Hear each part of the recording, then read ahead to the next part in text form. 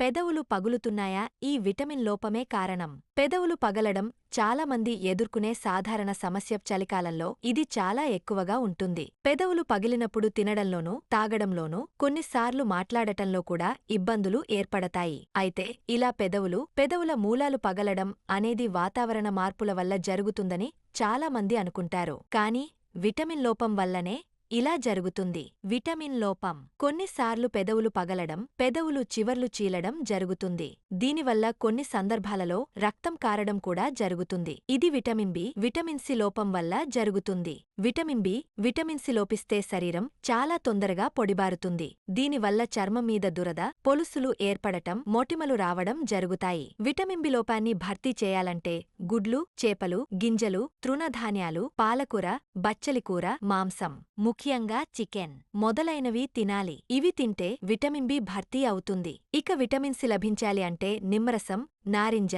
ద్రాక్ష వంటి సిట్రస్ పండ్లు తీసుకోవాలి. ఇవన్నీ విటమిన్ సిని భర్తీ చేస్తాయి. ఇవి పుష్కలంగా తీసుకుంటే పెదవుల పగుళ్ళు, పెదవుల మూలలు చీలడం వంటివి ఏర్పడవు. ఒకవేళ ఏర్పడినా మెల్లగా తగ్గిపోతాయి. మరిన్ని ఆసక్తికరమైన విషయాల కోసం మా ఛానల్ ని సబ్స్క్రైబ్ చేయండి.